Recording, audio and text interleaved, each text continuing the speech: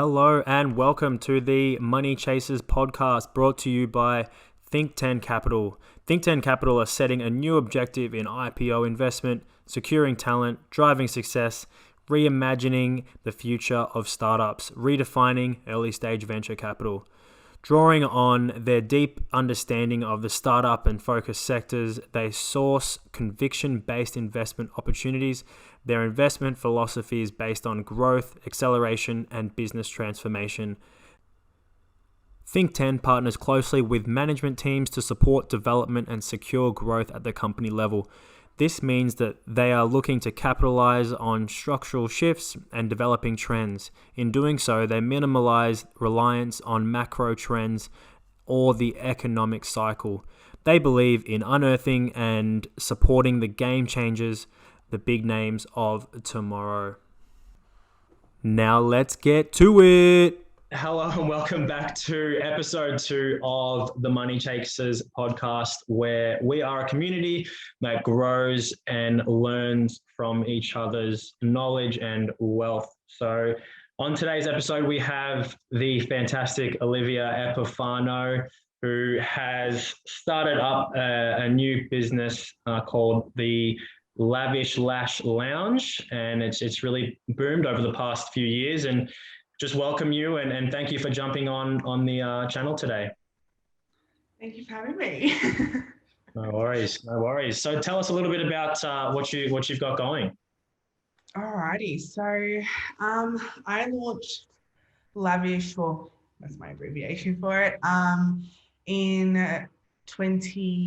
on 2 years. It's just been 2 years a few days ago. And I launched just with some fake eyelashes. I was a makeup artist previous to that, and I was also still at uni studying marketing and advertising. So I started the brand with some fake lashes, as I saw there was quite a gap in the market for cruelty-free reusable lashes.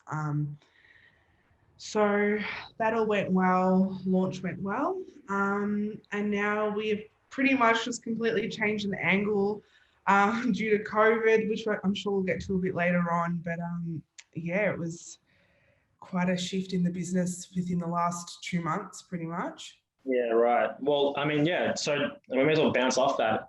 But what specifically was the main challenges that you came across through the time with, unprecedented times with COVID? What was the main challenges? The fact people stopped going out, so people stopped wearing eyelashes. No one was going to wear lashes to go to the supermarket. So that was definitely something that I faced, and I was definitely in doubt of, and I was in denial of for a very long time. And I was like, no, this is fine. People are still ordering, it's fine. And I was like, these orders are getting lower and lower and lower each week. And I was like, what can I do to spin this around? And that was really when I was like, okay, I need to analyze what people are doing quick and fast, and I need to move quick and fast here. And I literally was going out on walks and to the supermarket, and I was like, you know what, people are still wearing mascara, they're still trying a little bit, but they're not doing too much.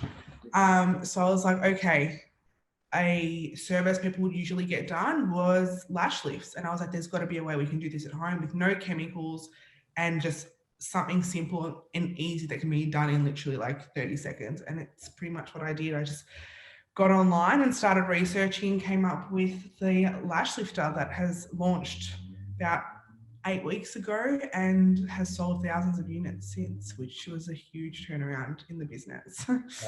Wow. Well, first of all, congratulations. That's an awesome achievement. It's cool that, it's cool to know that you thought of things on your toes and you just went off and ran with it. I've noticed a lot of things, different innovation. People started, a million different companies started making masks. So a lot of people started doing different things, just innovating and adapting to their surroundings. What was kind of that wake up moment for you that really made you think, oh, well, crap, I have to go now?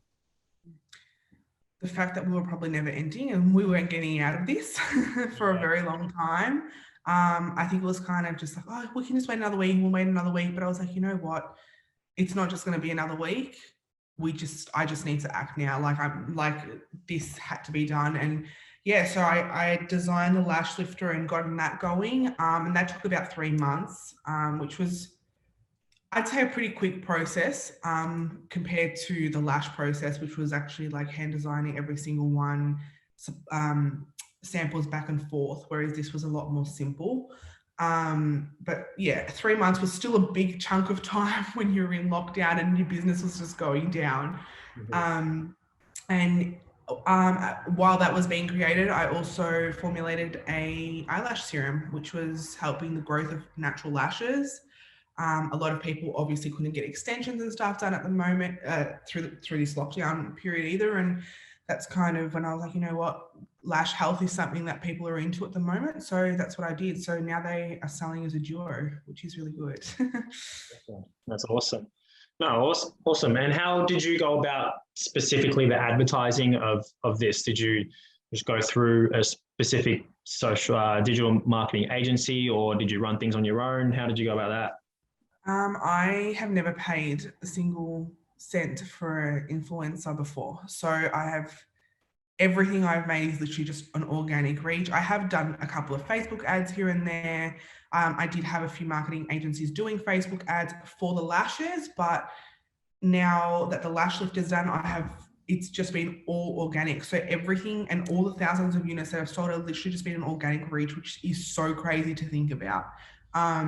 TikTok was definitely something that I used, and really worked on. It's so crazy how an app can literally just spin your life around. I remember one video, I think it's sitting on like 3.4 mil views, and that just blew up. And I was like, I would constantly see all these other small businesses blowing up on TikTok, and I'm like, how can I do this? Like, there's got to be something. There's got to be a way. Like, and at the time, I had my personal TikTok account, and I was like, nah, like, it just doesn't work. Like, this must be a scam. Like, they must be paying for these views. Like, how are people getting all these views? And then I created one for Lavish, and I was like, you know what? Like, let's just do it. And it was like the third video in, and it got 3.4 mil views, and I'm just like, oh my god, this is crazy. And I've got a TikTok discount linked to the TikTok account, and it's gotten hundreds and hundreds of uses. So that's obviously a way that I can track where my audience is coming from as well.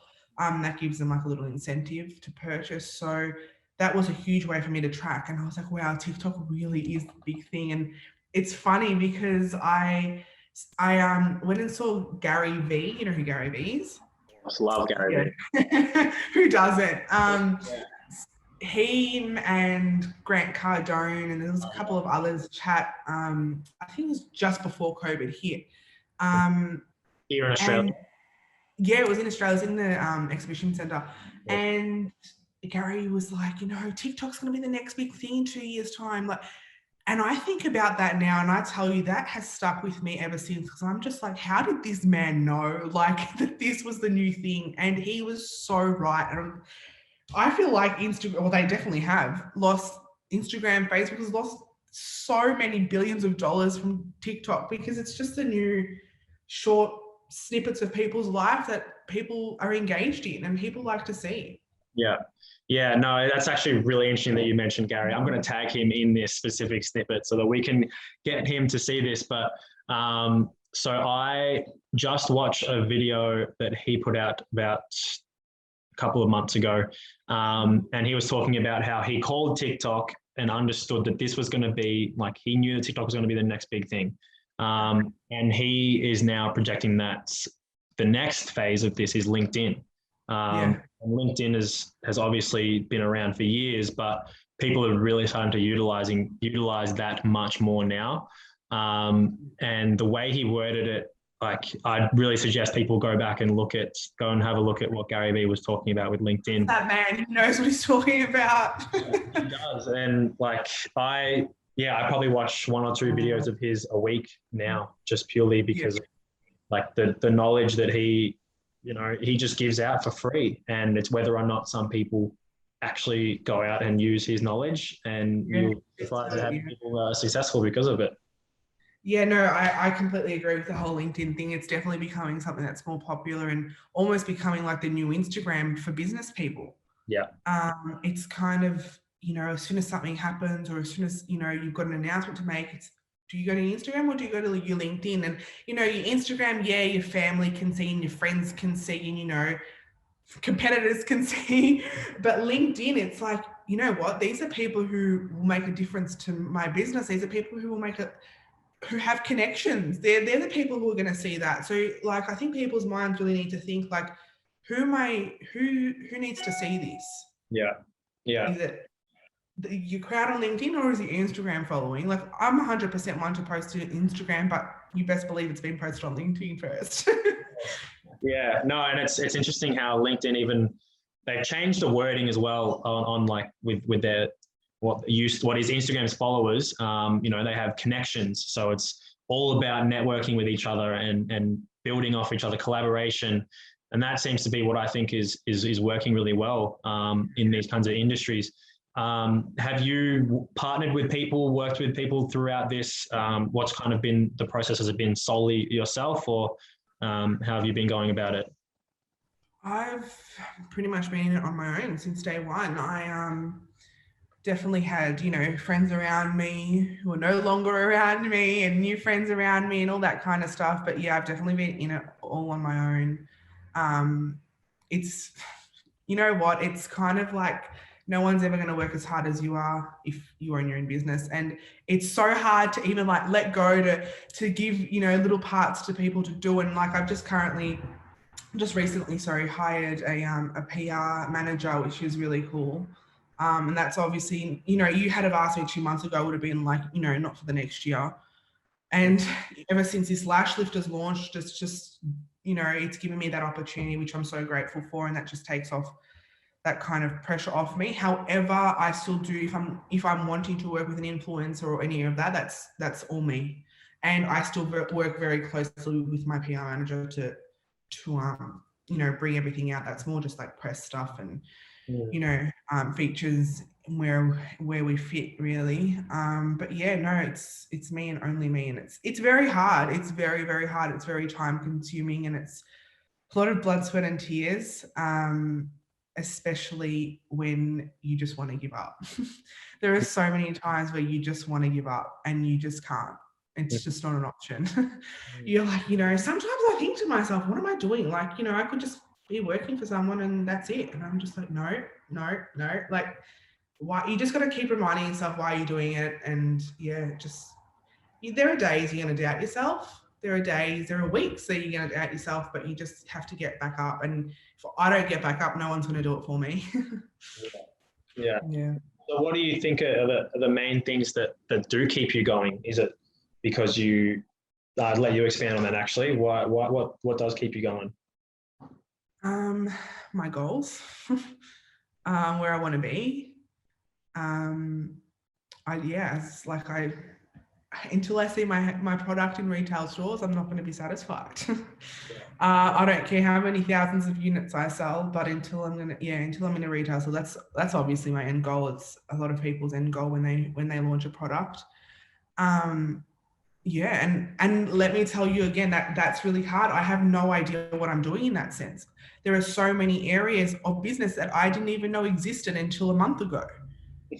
Like this whole PR thing and this whole, like, you know, that kind of stuff. Yes, I studied marketing. Yes, I studied advertising and I know a lot about it, but like, it's just certain areas where you're like, oh my God, this is like a whole nother world. And, you know, then you see other businesses and they're like, oh, you know, we've got 3 people that look after that area and 3 people that look after this and 1 person that looks after that. And I'm just like, all these, like, you know, 12, 13 people, there's only one of me. So a lot of time. And it's just, I think going back to the question is, your goals and where you want to be. That's what motivates me and that's what keeps me going. And if one day I haven't reached my sales target, I know the next day that I will push until I reach double that. Like, it's just, and you've got to find ways.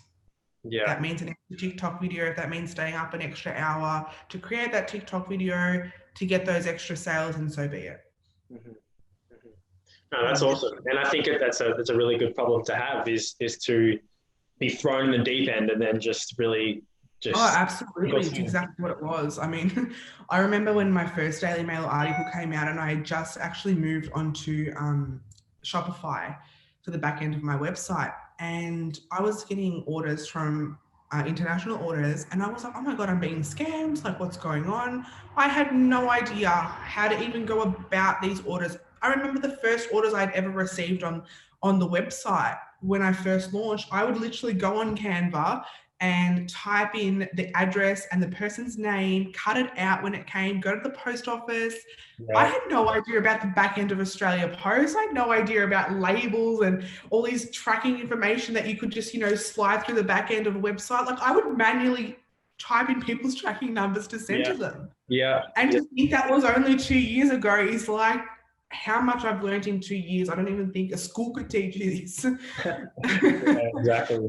No, that's the thing, is that it's that kind of sink or swim mentality.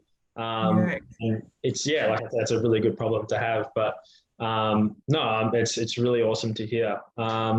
What would you say are some of the hidden, I guess, costs that you might have come across? You mentioned kind of being blindsided by a lot of different things you didn't know. What are some things that you could probably give some advice to people that might want to start up their own company that they probably should be aware of before stepping into it? I would definitely say the stock is not your only issue, because I definitely thought at the start, I've just got to pay for some lashes and some boxes, I'll be sorted. And then when you start designing the boxes, it's the designer's costs, it's the template costs. To get just a lash box, it's not, I don't even have one here, it's in the store. Just a template made for it, it cost me, I think, $150. And that was for one little cardboard box, which is probably about $220 Australian dollars. A little cardboard box. And I'm just like, what? Serious?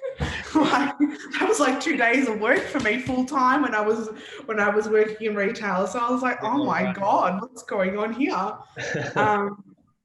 That, as well as shipping, label printers, labels, bubble mailers. Oh my gosh, such an expensive thing to worry about because you're buying bulk of them. And they end up costing thousands and thousands of dollars. And realistically, that's something that's just going to go in the bin. Yeah. Thank you cards, any printing costs, website costs are huge at the moment. Oh my gosh, I'm paying over $500 a month to run my website, which is a big cost. It is a very big cost. Yeah, it's definitely a factor in. Shipping costs, especially now through COVID, I've had to I just received a delivery today of my restock of the lash lifter, and that'll probably cost me like $2,000. And that's through DHL because that had to get here really fast. I can't lose customers. It's all that kind of just hidden stuff that you're just like, wow, like that wasn't accounted for. And now I've got my office costs, which is another thing to worry about. But yeah, there are definitely hidden costs. However, I just don't want that to scare anybody because it's all well worth it in the end. And that, like, I was working, I saved up and saved up and saved up. I didn't even go to year 12 schoolies. I was like, no, I'm going to work another week, make another grand. That's going to go towards the business. Like, all my friends were out drinking, partying every night for a week. And I was literally standing at Maya selling perfume and doing people's makeup. And I was like, nah, like, this is my priority. So it's definitely a mindset, and you need to just worry about your goal. I'm not saying don't be social, because I'm a social, so very social, but I just couldn't afford going away in a week and losing all that money. And realistically, Mum was just like, do what you want, but you need to think on the long term here. And I was like, you know what? It's a story for now. Yeah, no, that's awesome. That's awesome. Love those kinds of stories, because it seems like everyone that is successful at the end of the day has something along those lines. As much as, yes, it was the one thing that, like, the TikTok did blow up, but there's so much more behind it that goes into the TikTok blew up 6 weeks ago. I've been at this for 2 years. So, and it's not just luck, because a lot of people say it's luck, and I'm like, oh, that grinds my gears so much when people say it's luck, but that's not luck. That's hundreds and hundreds and hundreds of hours worked for one video to blow up. Yeah, I love to say you create your own luck. And if you put in the hard work, then that due diligence will end up coming back to you, and you will reap the benefits in one way or another. have you made any connections moving like throughout this that have helped you get to where you are at the moment, like expanding to what it is now? Because obviously it was just one thing at the beginning and now you're adding more layers to it. Have you made some connections along the ways, working with sponsors, influencers, potential investors that have come in? How have you done that? I've definitely had interest with investors, but no, the business is still mine. I ain't giving it up that easy. I wouldn't say that I've definitely made connections, but I wouldn't say that's kind of led to me to where I am. In the sense that a lot of, I don't know how to put this nicely. A lot of people who open brands generally have a large following or are well-known people. Example, influencers. Realistically, every influencer is going to open a business. They'd be silly not to, right? Yeah. However, they have the following. They have the customers sitting in their followers. I literally just came from nowhere. I was a girl who went to high school, went to uni, and opened a brand. Like, I had 1,000 followers on Instagram at the time who were definitely not customers. So I don't think that the connections I've now made have led to, where I am. I would say connections I've made with other business owners or with very few influencers. As I said, I haven't worked with influencers much at all. If an influencer has posted my product, it has been 100% genuine, and it is because they genuinely like the product. And that's literally where it's come from. So if I had a really large influencer, Shani, post a story of my lashes when she received them. She loved them. We were in contact. She would, I would send her more lashes and she would advertise, and that was completely natural because she genuinely loved the product. I will definitely, I'm sure, work with influencers in the future, but I think it's a very big outlay. Yeah. And so, it's almost like a gamble because everyone's doing it now. So it's like, do people even trust them anymore? That's kind of what's scary. They're so accessible to anybody, which is amazing. But do customers believe? I don't know.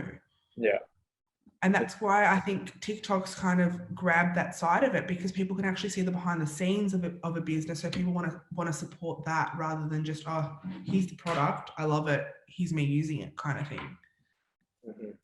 I think that's definitely changed over the years. Whereas, 3-4 years ago, I remember when I was in high school, oh my goodness, any influencer I loved that was using a product, I would want that product. Like, they had a huge pull on you like that. But now it's I think changed a lot. Of course. Yeah. So I guess to bounce off that, some advice that you would give to people starting up a business. Do you think that, a lot of people kind of think, I have to go get influencers to use my product? What would your comment be on that? It's definitely a personal thing. I know a lot of people that have used influencers and they've worked well, but the outlay on it is huge. So unless you have a huge budget, and I'm talking like a good 50, 60K a month to spend on influencers, then sure. Yeah. But if you don't have that kind of budget as of yet, then there are so many other free means, and there are so many times you get rejected. I've been rejected a million times on DMs. You message someone. If you feel like they would do well for your business, you message them. And what's the worst they're going to say is no. Yeah. Right? That doesn't put you down. You just send the next message and you keep going. Thank you so much for your time. I hope to work with you in the future. A lot of people do want to get paid. It's their job. However, there are also a lot of influencers or people in the industry, for me, makeup artists and people like that are so willing to try my product. I had one of Australia's biggest makeup artists post my product the other day. Wow. So, and that was a gifted item that she genuinely loved. She received it 2 months ago, but she posted it now. I obviously didn't think anything of it. I was like, oh, she's not going to post it. Like, it is what it is. She posted it. And then I had another makeup artist reach out to me 2 days ago saying she was using my product on set with celebrities on TV. And I was like, oh my God, that's amazing. So it's kind of just like baby steps. It's frustrating. It's really frustrating. it's frustrating. Yeah. But it's definitely, baby steps and reach out to people. As I said, the worst they're going to say is no. Mhm. No, that's great advice. And is there anyone in the industry that you've, I guess, in the business world, I should say, that you might have looked up to before stepping into business? Where did you have this kind of concept of what a business should look like before stepping into it as well? I probably didn't have the concept of what a business should look like. I was 20 when I launched Lavish, so I was like not really sure what I was doing. If I really looked up to anyone, as I said, it would have been Gary and Gary Vee and Grant Cardone, and they were the two people I heard speak just before I launched, and they were like, I was like, okay, these are two smart people. Let me listen to what they're saying. And I remember Grant Cardone saying at the time, I don't know if anything's changed now, but he was saying he didn't even own a house. He's like, we rent. He goes, because I put the money that I would spend on houses into my business that makes me money. I was like, oh my God, and you speak to someone else, they're like, oh my God, you don't own a house? Like, oh my God, renting's a waste of money. Like, so it's just like the two different outlooks. And I'm just like, wow, you really need to choose who you listen to, because it's all personal and it's all, but like you kind of see people's successes and you're like, wow, it's very smart man to say that. So I was like, yeah, that was kind of where I was at. And probably the two people I have looked up to the most, in the sense of, content just on Instagram they give out all the time. There are heaps of, beauty people who have done so well. There's your Bondi Sands guys, there's the booby tape girls. There's a whole bunch of people, but I definitely think, as a me looking up to someone, I definitely say it was like Gary Vee, Grant Cardone. 100%. No, that's As all. I said, they were the two people I heard just before my business, and I was like, yeah, okay. Like that kind of just really like motivated me just to keep going, even though I had barely started.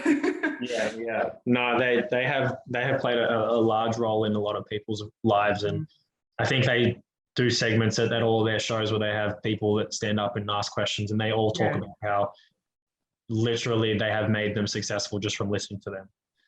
And there was a kid that stood up once when I was there, and he was saying something about his parents wanting him to stay in uni, but he didn't want to stay, and his parents wanted him to be that. And Gary Vee was like, who are your parents? Like, yeah, they're your parents, and that's not your future. And I was like, you know what? Not many people would stand on a microphone and say that to someone.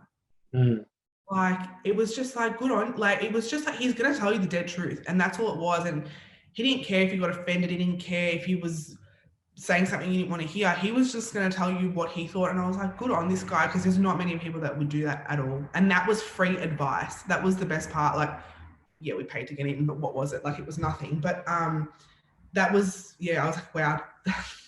That was like, kind of confirmed to me. I was like, this is a guy you need to listen to, Olivia.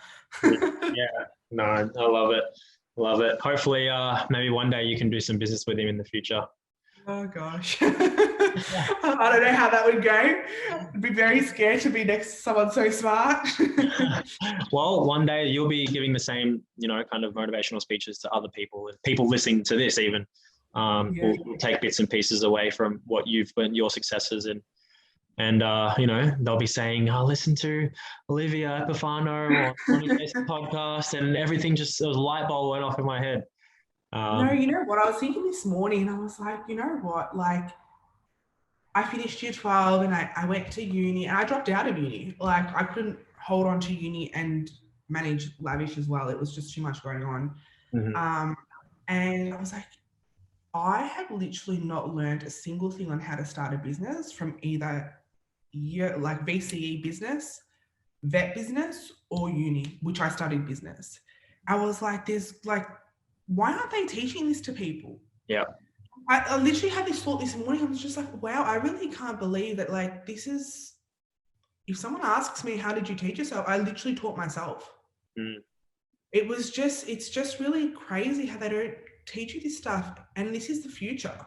Yeah. Like, how isn't e-commerce a subject yet? I don't know. I'd be very surprised in the coming years if it wasn't a subject that was to come up, because it's the future. It's the way of the future. Yeah. Yeah. No, I definitely agree with you. I was the same. I studied public relations, communications, and also business marketing. And coming over here, now starting and running my own businesses as well. I'm like, I am in the same boat. Like, no one taught me this, and I have, like, there was a scholarship, but if I didn't get a scholarship, it would have cost over $200,000, and I would have come out not knowing how to start a business. Yeah, literally. What's a tax return? No one's ever taught you that. Yeah, it took me a long time to figure that out. And yeah, like, it's just stuff that you're like, oh my gosh, like, that's life. Like, why aren't they teaching us this stuff? And I just had like a bit of a light bulb moment before, and I was like, wow, like, this is really crazy. Yeah. Like, they've got cars that drive on their own, but they don't have an e-commerce subject in uni. Like, what? Yeah. Well, I mean, you talk about light bulb moment. So what for you was the life-changing moment? We're adding this as like a nice little segment for the Money Chasers podcast, but what was that life kind of changing moment for you in your career? I'd probably say within the last 2 months. When I sold out of the lash lifter in 3 days, that's when I was like, this is something. And I'm just seeing if I've got an old box here. No. This is my current box. Right? So it looks all like pretty and cute and whatever. Yeah. Before this box, I literally bought 200 boxes off Etsy, and I got some stickers made, and it looked like the dodgiest piece of trash. And that was my first sellout. And I was so embarrassed sending this product off in this box. And I was like, oh my God, I can't do this. Like, this is feral. I couldn't afford to order. And this is literally 2 months ago. I couldn't afford to order any of these boxes because I had to order like 3,000 minimum. And I was like, oh, like, what am I going to do? Anyway, I sent them off in these boxes. The day I sold out was the happiest day of my life, because I was like, oh my God, the boxes are done. They're over. Yeah. The first thing I did was go and make these, and I was like, I've got them side by side over there, and I'm just like, wow, the difference in literally a month was crazy. And I was like, that's huge. And it's little achievements like that where you're like, wow, like, you really need to like just step back and be like, I would never go back. Like, I'd only move forward with a box like this. Do you know what I'm saying? And when I first saw this box, you know, of course there's going to be little adjustments and stuff I will make in the future, but I was like, I can see this on a shelf. Yeah, I could, like, that looks, I thought that would be on a shelf already. It looks it. Yeah, that's awesome. So that's the serum. It's got the barcode on it. That's the lash lifter. For how quickly I had to make this box, I swear to God, I made it up in about 45 minutes. I sent it off to the supplier because they were sending out the next order of lash lifters, and it all had to come out together. I didn't even have time to put a barcode on this thing. So it's just got the QR code for our socials, but this one actually has a barcode. This is the serum. So when it was a moment like that where it was almost like a light bulb. It really was. And it's a different approach to it, I think, but I think the lash lifter is definitely, I could almost say, changed my life. Yeah.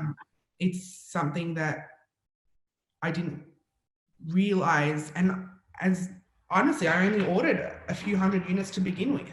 And within 3 days, I'd sold out over 1,000 because of the pre-order.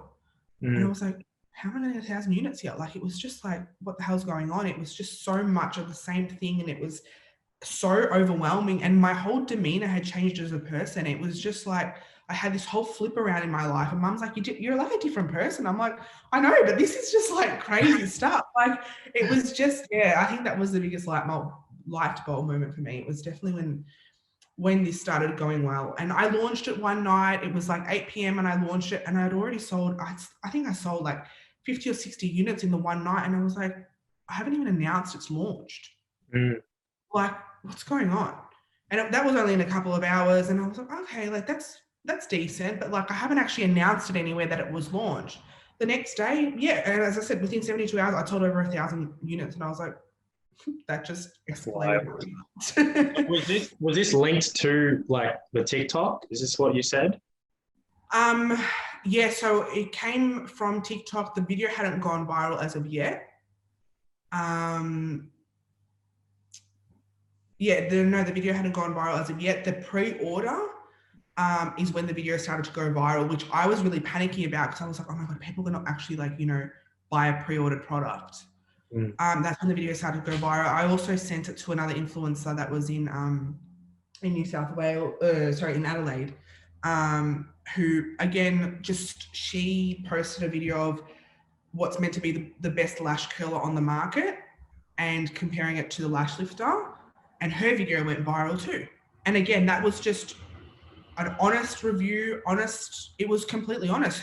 She was using a Kevin & Kwan lash curler, it's $30, and she was using the lash lifter on the other eye, and it was letting her audience choose. And again, all her codes started coming through, and that wasn't even a paid sponsorship. That was nothing. That was just an organic reach again. So that was when it really started hitting off. And yeah, we sold out so quickly.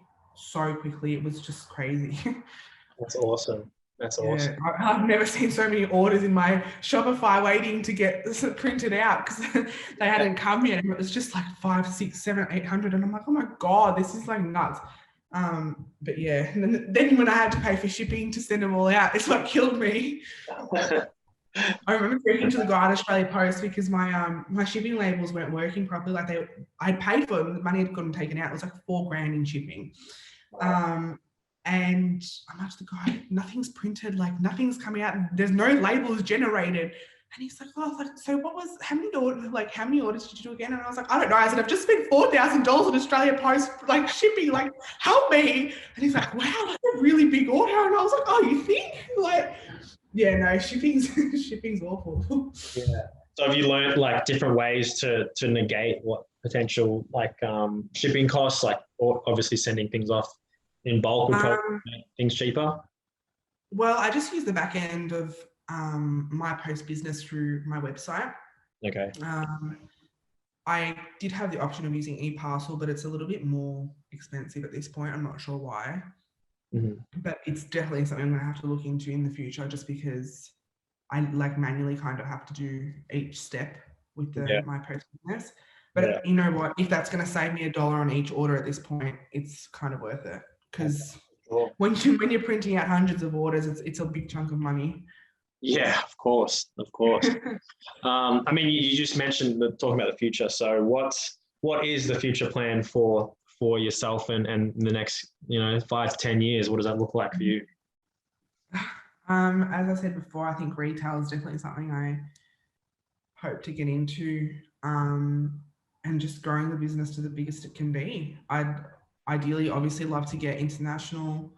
I've definitely got international orders coming through, but again, retail within Australia and then hit the international retail market would be awesome, and just get the product out there. It's something that everyone can use. I've made it really affordable. And yeah, I just think it's a product that everyone needs. Yeah. No, that's awesome.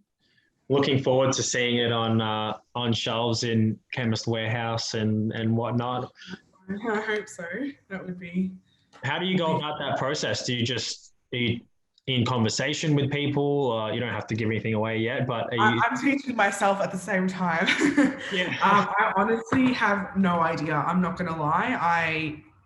Does anyone listening that knows how to do anything like that? Hit me up. I think I will definitely need to chat to someone, maybe like a business manager or something like that will probably be able to help me out in that area, because as I said, I have no idea what I'm doing. I was in conversation with a retail store, and they had asked me for specific things, and I'm like, I literally went on Google and I was like, what is this stuff? Someone help me. And I'm literally relying on Google at this point, and I'm like, nah, something needs to be done. So I think I will definitely need to chat to someone else about it and get a bit more info on what's going on. But I'm just trying to take in everything I've learned over the last few months, and I'm just like, holy crap, this is the most I've learned in 2 years, really. So yeah, it's exciting, but it's Yes, it definitely is. something that I need to conquer and get out there. And even just on other online stores as well. There's heaps of online beauty retailers that this product could fit nicely into. So I definitely think it's something that I need to work on. Again, when it's only one of you though, it's really hard. Yeah, no, this is really cool because this is like the as organic as it really is. Like this is the It's raw. rawness of your business at the very beginning. Even though it's successful, it is still the very very It beginning. is exactly right. And I think that's what a lot of people need to keep in mind, because as soon as you see, money in your business account, you're like, oh, that's it. I've made it. Like, like it's done. And I think that's where a lot of people start going like downhill and start really getting, a fool themselves in a sense, where that money I personally don't even touch. It just rolls into itself, and it needs to. It's going to pay the bills. It's going to buy me new stock, and it's going to make me more money. And it's kind of like just a compound until it gets you really to the most. So yeah, I definitely think that's a huge thing that, businesses are like, oh yeah, like some people I know don't even have their own like business accounts. It's all just in their own, and I'm like, oh my god, like what are you doing? Like, so my biggest piece of advice is open a business account. You can't go touching that kind of money. Like that's money that needs to make itself and roll over it in itself. Yes, you will have spare. Yes, there will be money sitting there, but it's not an invitation to go and use it. Yeah, right. Okay. And I guess any further advice that you would give to anyone at the moment, just based off of what you've experienced? I definitely say just start a business if you can. If you're thinking of starting, do it. I was chatting to I had a TV segment not long ago, and I was chatting to the girl on the other end of that, and she was like, any advice? And I was like, there's a million things that could go wrong. However, it's all going to fall into place. Whether that be in 2 months' time, in 3 months' time, in 2 years' time, it will fall into place. And you know what? As I mentioned, Matilda Murray to you earlier, the co-owner of Stacks. She, like Stacks didn't become big, I think, after like 4 or 5 years or 6 years or something. Mm-hmm. And now, it's $1 million brand. Yeah. So don't give up, because so many people, she posts on her Instagram all the time, so many people would tell her fiance, it's not going to work, it's not going to work, it's not going to work. And look at them now. And I'm just like, that is literally the raw prime example of a successful business. It's not an overnight success. It's not going to happen in a week, but it will happen. You just really need to, I tell you, I've devoted my whole life to this brand. Like I'm not going to lie about that. I don't have another job. And yes, it stopped me from going out at certain times. And yes, it stopped me from buying things, the newest, clothing range that's come out and whatnot. And sometimes I have to, I can't buy things. But that's because I know that right now, I may not have that spare $1,000 to spend on clothes. But you know what, in 3 years' time, touch wood, I've got a spare $3 million. Yeah. So that's kind of like my mentality in it. So if you need to miss out on something, miss out on it, because like, as I said, I've devoted my life to this tool. No, look, I commend you for that. It's fantastic. You're really setting the standard for a lot of young entrepreneurs out there that really want to get something going and may or may not have that, I guess, confidence to go out and maybe try something that will take them out of their comfort zone. And no, all in all, congratulations. And this is just the beginning. So I'm looking forward to seeing. It's definitely nowhere near where I want to be. Yeah, of course. So, well, anyway, thank you so much for joining. Now, anyone that is watching, listening, where can they find you? Social media, how can they connect with you? Well, my brand name, it's just at the Lavish/Lounge on everything, on Facebook, Instagram, TikTok, the whole lot. Me personally, at Olivia Epifano, but I'm not that important. Of course you are. Yeah, nah, that's it. Yeah, That's all. Awesome. Awesome. Well, thank you. And thank you everyone for listening. We will be back next week with episode 3, something in store for you guys, something exciting coming up soon. So thank you very much. Are there any hints for episode 3? No hints.